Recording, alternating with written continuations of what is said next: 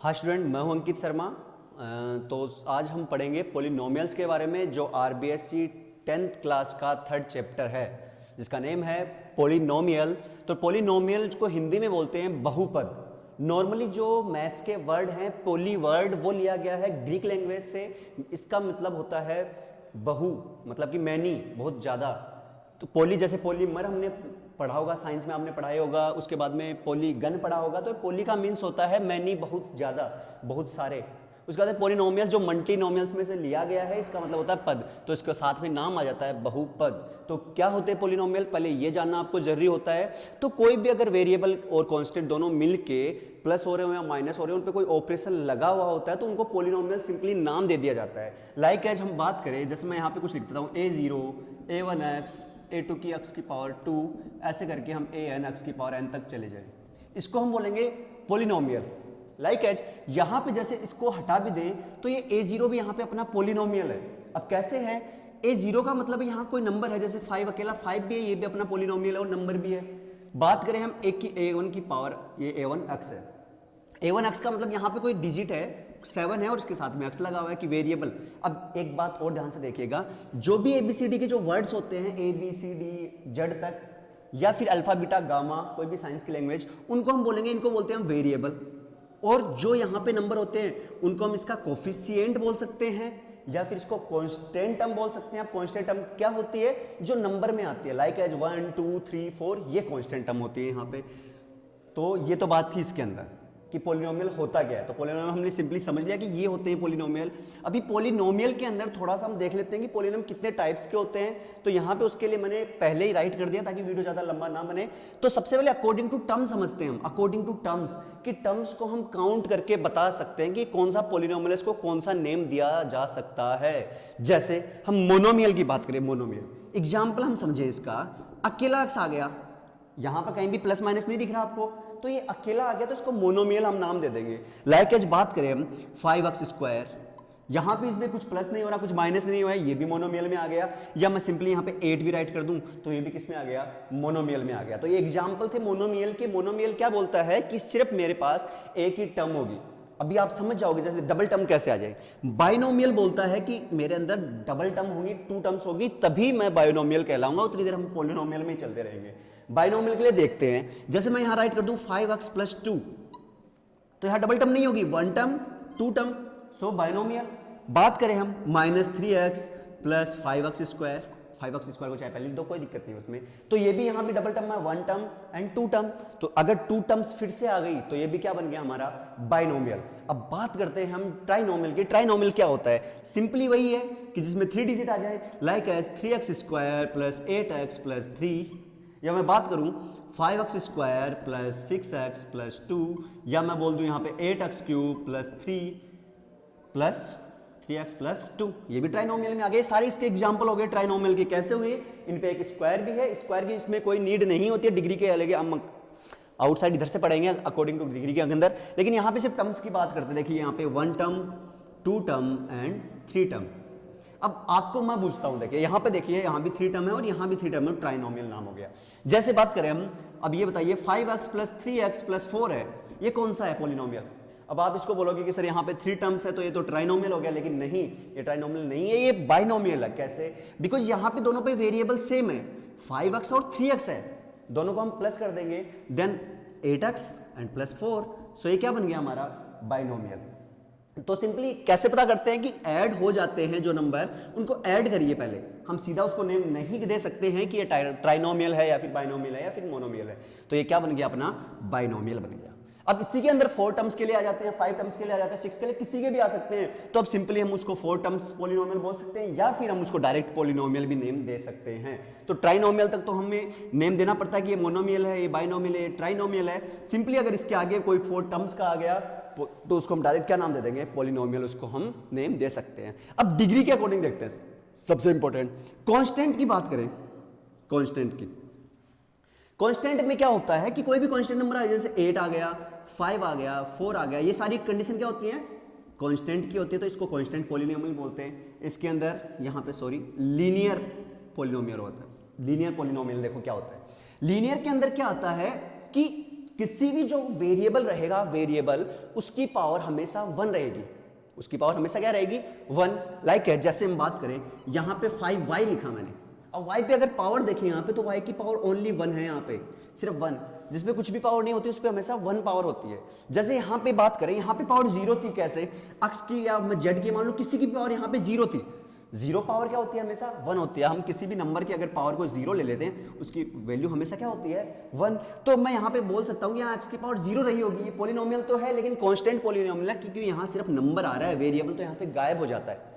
अभी बात की हमने 5y की, तो 5y के ऊपर क्या था यहाँ पे 1 थी पावर, और जैसे ही 5 के ऊपर 1 पावर थी तो ये क्या बन गया लीनियर पॉलिनोमियल। जैसे बात करें 3x + 2 की, अब आप बोलोगे ये तो सर बाइनोमियल है, मैंने बाइनोमियल पूछा ही नहीं है टर्म्स के, मैंने पूछा है डिग्री के अकॉर्डिंग, तो डिग्री इस पे है 1, ऊपर की साइड 1 है, अक्स पे 1 है, सबसे हाईएस्ट पावर देखते हैं इसके अंदर, तो यहाँ अक्स पे 1 था, देन 3x + 2, तो यहाँ पे अक्स की पावर 1 है, देन लीनियर पॉलिनोमियल। अब क्वाड्रेटिक जो सबसे इंपॉर्टेंट है, जो आपके टॉपिक में आएगा, क्वाड्रेटिक पॉलिनोमियल क्या होते हैं, तो ये हम जरूर समझेंगे। देखो कैसे क्वाड्रेटिक जो पॉलिनोमियल होता है उस पे हमेशा 2 पावर होती है, किसी की भी पावर अगर 2 हो गई वो कौन सा पॉलिनोमियल हो गया, क्वाड्रेटिक पॉलिनोमियल। जैसे सिंपली और बात करते हैं, देखो इसी के अंदर एग्जांपल में और देखते हैं, जैसे मैं बोलूं 5y² + 2, अब इसमें 3 टर्म्स होना नीड थोड़ी है 3 टर्म्स ही हो, इसमें पावर 2 आ गई, अगर हाईएस्ट पावर 2 आ गई इसका मतलब वो क्या हो गया, क्वाड्रेटिक पॉलिनोमियल हो गया। अब बात करें क्यूबिक की, क्यूबिक में सीधा ही नाम से पता लग गया, क्यूबिक का मतलब क्यूब होनी चाहिए उसके ऊपर, लाइक एज अक्स की क्यूब + 2 लिख दिया मैंने, तो अक्स की पावर कितनी हो गई 3। अब यहां पे देखिए एक बार क्वाड्रेटिक मैंने पढ़ाया तो यहाँ अक्स की पावर 1 भी तो थी, लेकिन मैंने क्या बोला कि हाईएस्ट पावर को हम देखेंगे, अगर जितनी हाईएस्ट पावर होती है उतना ही क्या होता है उसका डिग्री के अकॉर्डिंग नेम दिया जाता है। अब इसके अंदर अगर 4 पावर आ गई तो हम उसको पॉलिनोमियल नाम दे देंगे, कि आगे अगर 4 पावर भी आती है तो वो क्या बन जाएगा अपना पॉलिनोमियल ही बोल देंगे। जैसे इस टर्म्स के अकॉर्डिंग हमने किया था कि 4 में आता है तो 4 टर्म्स पॉलिनोमियल बोल दो, या फिर 4 डिग्री पॉलिनोमियल इसको बोल सकते हैं, बट सिंपली हमें उसको पॉलिनोमियल ही बोल देना है। तो अपना सबसे इंपॉर्टेंट यहाँ पे होगा क्वाड्रेटिक इक्वेशन। लेकिन उससे पहले क्वाड्रेटिक पॉलिनोमियल, उससे पहले आपको एक क्वेश्चन मैं पूछता हूँ, तो आप बताइएगा इसका नेम क्या है डिग्री के अकॉर्डिंग। ओके, सो 5x² + 6x³ + 3, तो जल्दी से इसका आंसर दीजिए क्या होगा। यस, आपने इसको पक्का क्वाड्रेटिक इक्वेशन बोला होगा, बट यहां पे हाईएस्ट पावर x की 3 है, यहां हाईएस्ट x की पावर कितनी थी 3, तो 3 अगर इसका है तो इसका क्या हो गया नेम क्यूबिक पॉलिनोमियल। तो यहां सबसे हाईएस्ट पावर देखते हैं, और मैथ्स के रूल के अकॉर्डिंग हमेशा याद रखिएगा कि जो हाईएस्ट पावर होती है वो हमेशा क्या लिखी जाती है, पहले राइट की जाती है। तो हाईएस्ट पावर x की पावर 3 को हमने पहले राइट कर दिया, तो ये क्या बन गया अपना क्यूबिक पॉलिनोमियल। अब इसी के अकॉर्डिंग हम देखते हैं, अभी इसको पढ़ते हैं हम, सिर्फ क्वाड्रेटिक इक्वेशन को हम देखो यहाँ पे पढ़ते हैं। ये तो थे पॉलिनोमियल के कितने पॉलिनोमियल यहाँ पे मैंने सारे डिफाइन कर दिया, उनको एक्सप्लेन भी कर दिया है कि पॉलिनोमियल किस टाइप से आएंगे। अब सिर्फ क्वाड्रेटिक पॉलिनोमियल की बात करते हैं, तो देखिएगा क्वाड्रेटिक पॉलिनोमियल के बारे में समझेंगे, सिर्फ और सिर्फ क्वाड्रेटिक पॉलिनोमियल।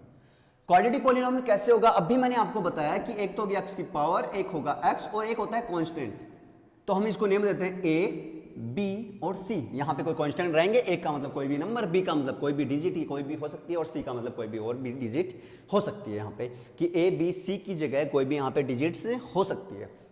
तो अब इस पॉलिनोमियल के बारे में हम पढ़ते हैं, जीरोज क्या होते हैं उनके बारे में पढ़ेंगे। तो सारा कुछ पहले हम इसके बारे में पढ़ने से पहले थोड़ा सा हम जीरोज के बारे में पढ़ लेते हैं।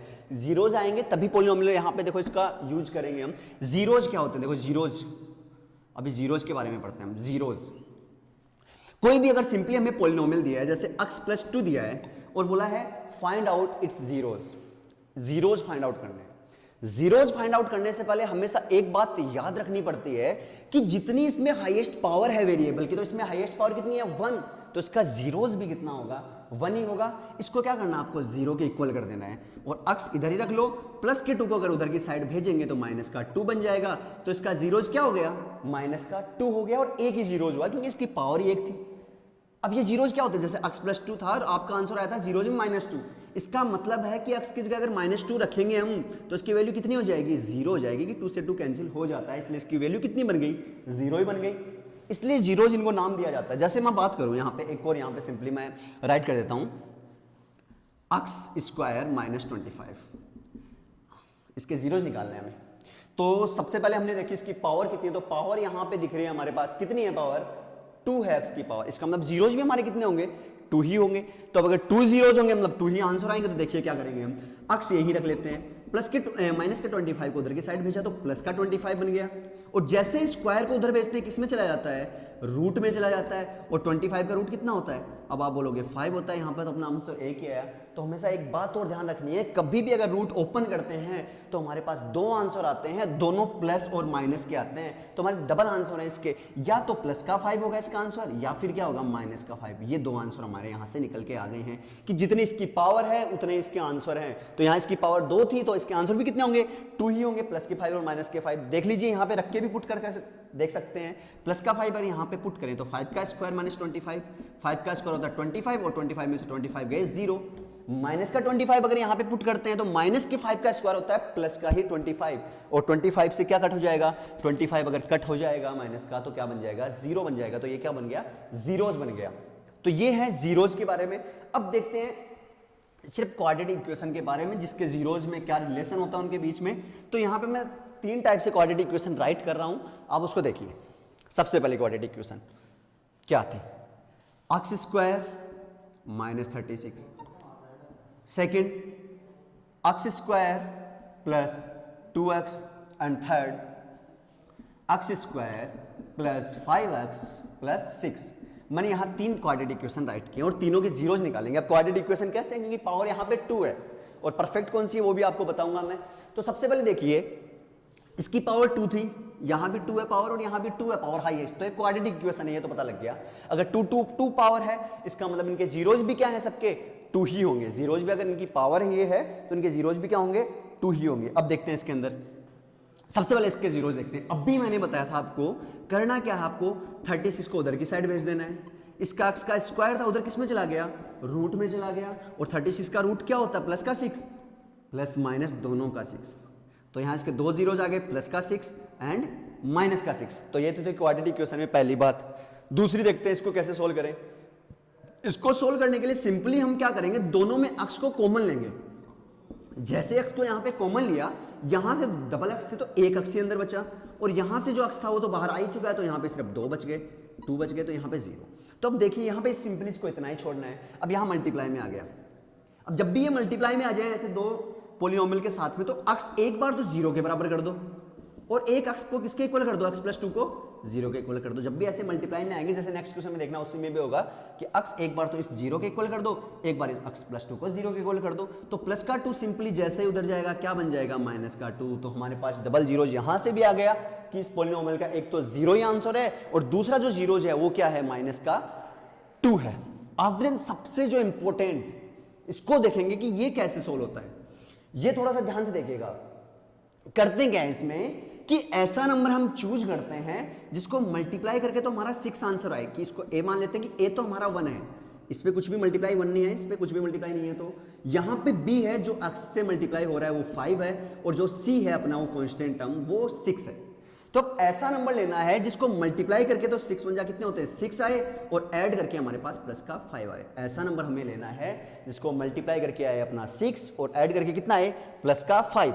तो वो नंबर कौन कौन से हैं, 2 एंड 3, कि 2 एंड 3 को अगर प्लस करेंगे तो 5 बन जाएंगे, और 2 एंड 3 को मल्टीप्लाई करेंगे तो 6 बन जाएंगे।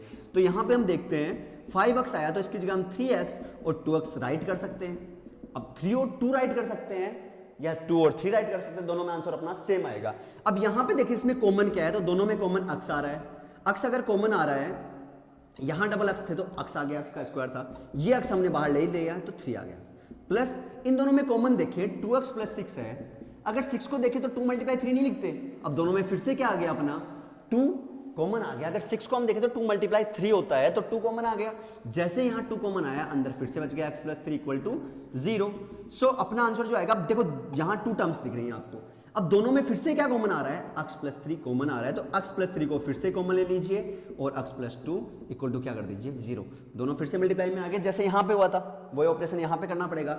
x प्लस 3 को 0 के इक्वल कर देंगे, जैसे x प्लस 3 को 0 के इक्वल करेंगे और x प्लस 2 को भी 0 के इक्वल करेंगे, तो x इधर उधर जाते ही माइनस का 3 आ जाएगा, और इधर 2 जाते ही किसका आ जाएगा, माइनस का 2 आ जाएगा। तो हमारे पास कितने आंसर आ गए, इसके भी 2 आंसर आ गए। थोड़ा सा लॉन्ग मेथड होता है इससे, बट ये सबसे आपका इंपॉर्टेंट, जो इसी टाइप से इसमें पढ़ेंगे। तो हमारे पास दो जीरोज आ गए, माइनस का 3 और माइनस का 2। अगर हम माइनस के 3 को भी यहाँ पुट करते हैं तो भी इसकी वैल्यू 0 है, माइनस के 2 को भी यहाँ पुट करते हैं तो इसकी वैल्यू क्या आएगी आपके पास, 0 आएगी। अब देखते हैं इसके बीच में रिलेशन क्या है और थोड़ा सा और समझते हैं जीरोज के बारे में और इनमें डीपली जाते हैं। मान लीजिए जो अक्स की वैल्यू आ रही है, जो जीरोज आ रहे हैं उनको अल्फा और बीटा बोलते हैं कि हाँ 2 जीरोज क्या क्या है, इनके 2 जीरोज अल्फा और बीटा है। ये साइंस के हैं, अल्फा और बीटा मान लेते हैं।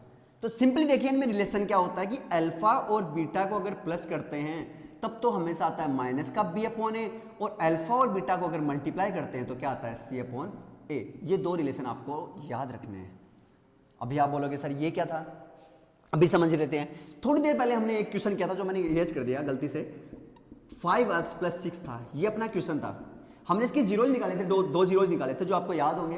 क्या क्या थे, एक तो था x = -3 था और एक x = -2 था। ये दो जीरोज हमने इसके निकाले थे, x की वैल्यू निकाली थी, मतलब दोनों बातें।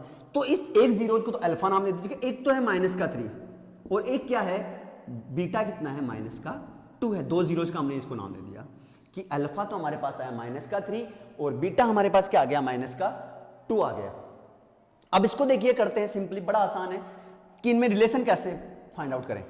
अब यहां पे अगर इसके ABC निकालें तो a कितना है इसमें, x स्क्वायर से क्या मल्टीप्लाई हो रहा है, कुछ भी नहीं हो रहा, मतलब 1 मल्टीप्लाई हो रहा है। यहां पे लिखा हुआ है मैंने कि x स्क्वायर से जो मल्टीप्लाई होता है वो a होता है, x से जो मल्टीप्लाई होता है वो b होता है और जो कांस्टेंट होता है वो c होता है। तो यहां पे देखें a की बात करें तो a यहां पे 1 ही था, b की बात करें तो x से कितना मल्टीप्लाई हो रहा है 5 हो रहा है, दैट्स गुड। एंड c यहां पे कांस्टेंट कितना है 6 है। अब रिलेशन देख लेते हैं इनके बीच में कि रिलेशन सही आ रहा है गलत आ रहा है, कहीं गलत तो नहीं है रिलेशन। तो देखते हैं अल्फा प्लस बीटा को प्लस करते हैं कि -3 और -2 को हम करेंगे, यहां पे लिखेंगे अल्फा प्लस बीटा, तो मैंने अल्फा और बीटा यहां पे राइट कर दिया। इक्वल टू बोला माइनस का b अपॉन a आएगा, देखते हैं -b अपॉन a, b है 5 और a कितना है 1। सो -3 एंड -2 -5 एंड हेयर ऑल्सो -5, मतलब दोनों का रिलेशन हमारा क्या आ गया, सही आ गया। तो अल्फा प्लस बीटा वाला तो रिलेशन बिल्कुल सही है। अब मल्टीप्लाई वाला भी देख लेते हैं कि अगले ने मल्टीप्लाई वाला भी सही बनाया या नहीं बनाया, देखते हैं। अब बोला अल्फा और बीटा को मल्टीप्लाई करके देखिए, तो अल्फा और बीटा क्या है हमारे 3 और -2, -3 और -2, और बोला क्या कि c अपॉन ए और करो, तो c है 6 और a कितना है 1, ये रहा। तो -3 और -2 को मल्टीप्लाई करेंगे तो प्लस का 6 आता है, और यहाँ भी हमारा 6/1 प्लस का 6 ही था। तो ये दूसरा भी हमारा क्या हो गया है, प्रूफ हो गया है। तो हमेशा याद रखिएगा कि अगर दो जीरोज आते हैं तो अल्फा और बीटा को अगर प्लस करते हैं तो -b अपॉन a आता है, और अल्फा और बीटा को मल्टीप्लाई करते हैं तो हमारा क्या आता है c अपॉन a आता है। अभी एक और रिलेशन इसमें प्रूव करते हैं अपन, देखिएगा। ये तो क्वाड्रेटिक इक्वेशन थी, मैं थोड़ा सा इसमें यहाँ पे लिखता हूँ रिलेशन और इसमें एक बार प्रूफ करके ट्राई करते हैं। ये प्रूफ थे, तो अल्फा प्लस बीटा होता है -b अपॉन a के इक्वल, और अल्फा मल्टीप्लाई बीटा होता है क्या c अपॉन a के इक्वल। देखते हैं दोनों का फिर से। एक सिंपली एक और क्वेश्चन यहां पे करवा रहा हूं मैं, 2x स्क्वायर -5x -3, ये अपना क्वेश्चन है। तो अभी इसको ध्यान से देखिएगा। अब ऐसा क्वेश्चन है तो पहले एस में अलग से कर लीजिए कि ए तो है 2, जैसे सिंपली आगे कि इसके जीरोज निकालो, जीरोज पहले निकालना बता रहा हूं, उसके बाद में जीरोज के बीच में प्रूफ कैसे करेंगे, इसको प्रूफ भी करेंगे जीरोज ये रिलेशन रखते हैं या नहीं रखते हैं। रिलेशन का अगर क्वेश्चन पूछ लिया जाए तो रिलेशन हमने क्या कैसे करना है, यहां से इससे प्रूफ भी कर लेना है। तो ए है 2, बी की बात करें तो बी है यहाँ पे अपना -5, और अगर सी की बात करें तो सी कितना अपना यहाँ पे -3 है। तीनों क्या है 2 -5 एंड 3। अब देखिए ऐसा नंबर लेना है जिसको मल्टीप्लाई करके तो आ जाए -6 और ऐड करके क्या आ जाए -5। यहाँ पे प्लस कर देते हैं, सॉरी, प्लस का जो मल्टीप्लाई करके तो कितना आ जाए +6 और ऐड करके कितना आ जाए -5। ऐसे हमें दो नंबर लेने हैं। तो अभी थोड़ी देर पहले हमने 2 और 3 को देखा था कि 2 और 3 से 6 भी बन रहा था, और अब -5 बनाना है। तो -5 कैसे बनेगा, अगर हम करें -2x और -3x को यहाँ पे ले लें तो माइनस इसकी जगह लेना है, सिर्फ इसकी जगह डबल नंबर आ गए। कौन कौन से कि -5 को अगर -2 को और -3 को यहाँ राइट करेंगे तो -2 एंड -3 कितने बन जाएंगे, -5 बनेंगे, और -2 और -3 को अगर मल्टीप्लाई भी करते हैं तो 6 हमारा आंसर आ जाता है। अब बस हमें यही करना है, इन दोनों में अगर कॉमन लेना हो तो आ गया 2 और x यहाँ पे कॉमन आया, अंदर बच गया x -1 माइनस, अगर यहाँ भी 3 कॉमन आया तो अंदर क्या बचेगा x माइनस 1। अब बच्चे कंफ्यूज हो गए, यहाँ प्लस ही लिख देते हैं। कैसे प्लस कैसे लिख सकते हो भाई, देखो यहाँ पे माइनस का यहाँ पे कॉमन लिया, अगर जब भी माइनस कॉमन लेते तो अंदर वाला ये जो 3x था, ये तो देखो यहाँ पे 3 तो बाहर निकल गया, x प्लस का आ गया क्योंकि ये माइनस का था, और जो प्लस का था वो किसका बन गया, माइनस का बन गया। कि बाहर माइनस कॉमन लेते हैं, अंदर वाले साइन चेंज हो जाते हैं। अब देखिए यहाँ पे करते हैं सिंपली इसको सोल्व। यहाँ तो बन गया 2x माइनस 3 ये रहा, और x माइनस 1, क्योंकि x माइनस 1 दोनों में कॉमन आ गया था, x माइनस 1 को यहाँ पे राइट कर दिया और 2x माइनस 3 यहाँ लिख दिया। अब दोनों को किसके इक्वल करना है, हमें 0 के इक्वल कर देना है, तो यहाँ पे कर देते हैं 2x minus 3 equal to 0। So minus 3 को उधर ले गए प्लस के 3, और x को 2 को उधर ले गए किसमें, अपोन में चला गया, तो x इक्वल टू कितना आ गया 3/2। इसकी एक वैल्यू तो ये आ गई, इसको जीरोज भी बोलते हैं और इसकी वैल्यू भी बोलते हैं x की।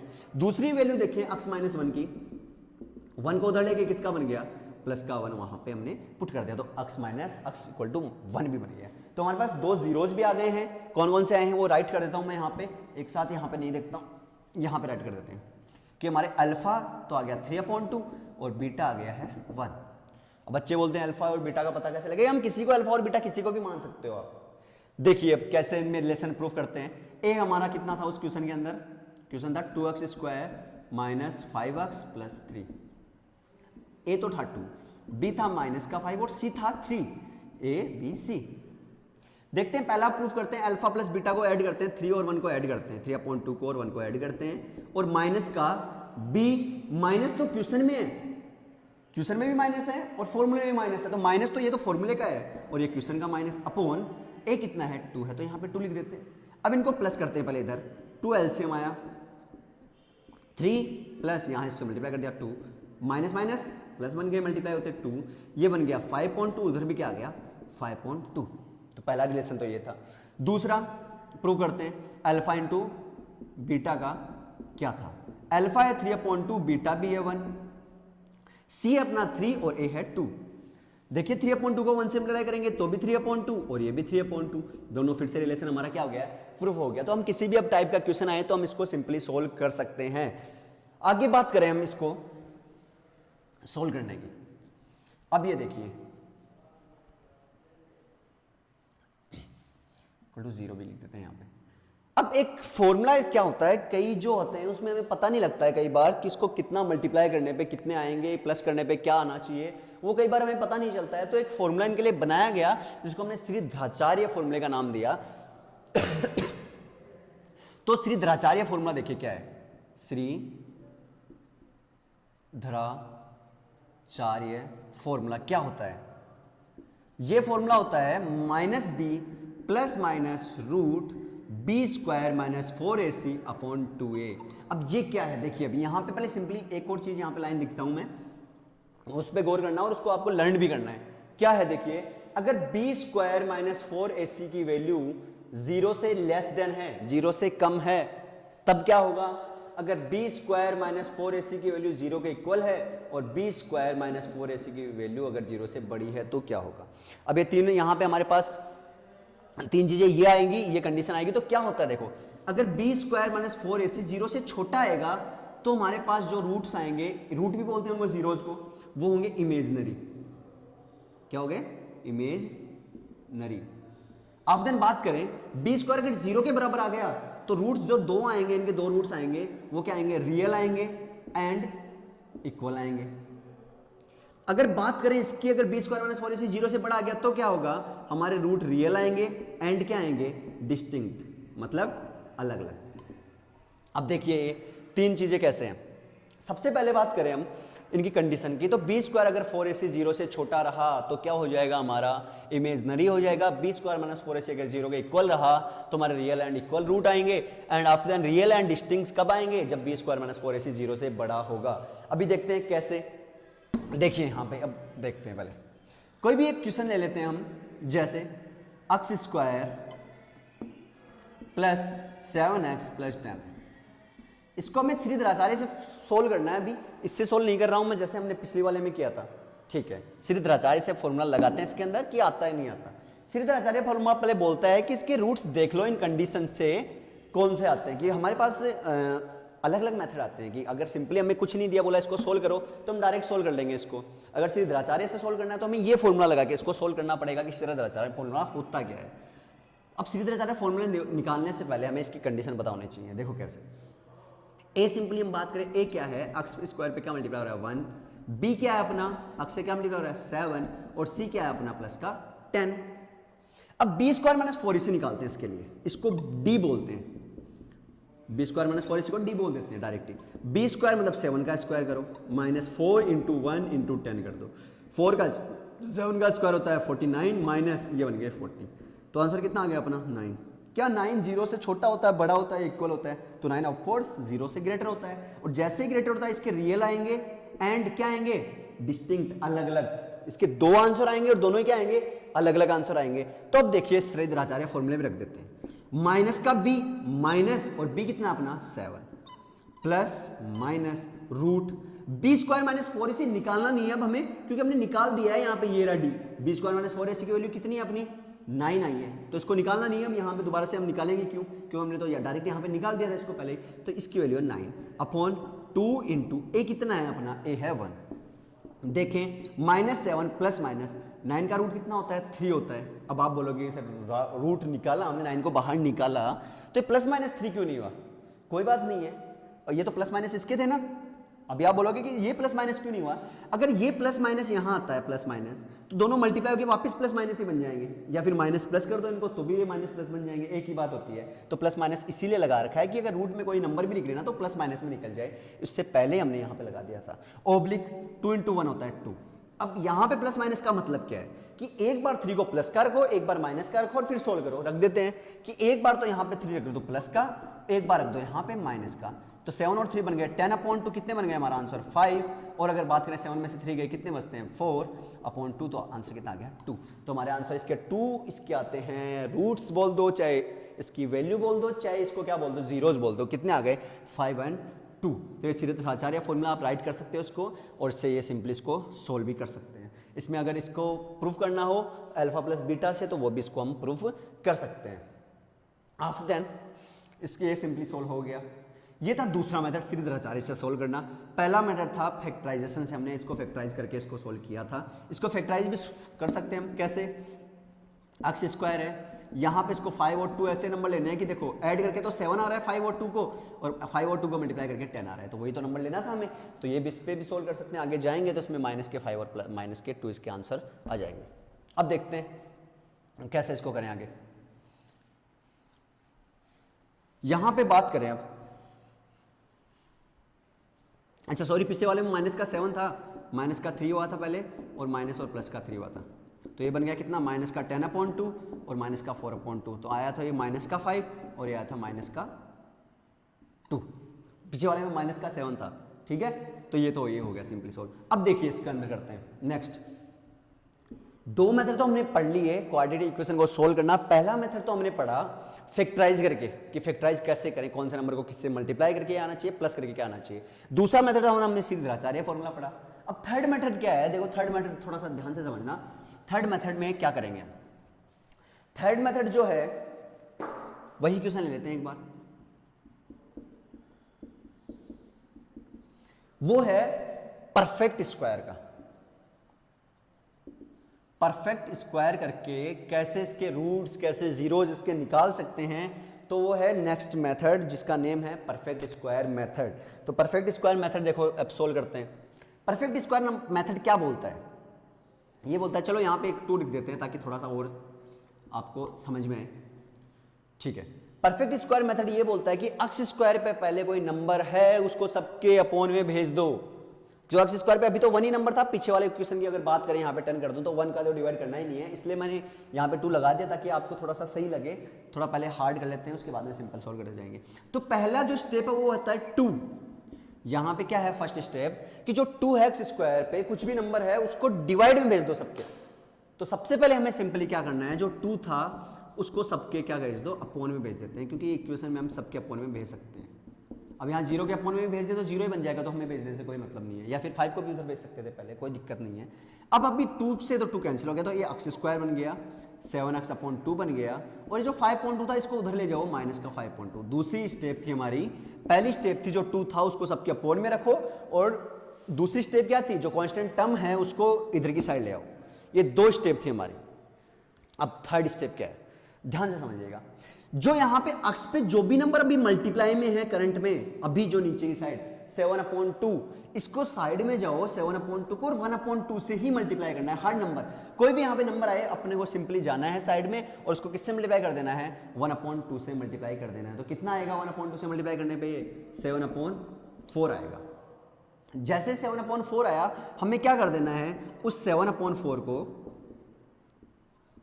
जो 7/4 आया उसके स्क्वायर से इधर भी प्लस कर दो और 7/4 के स्क्वायर से इधर भी प्लस कर दो। अब ये थोड़ा सा हार्ड लगेगा, आपको टेंशन मत लीजिए।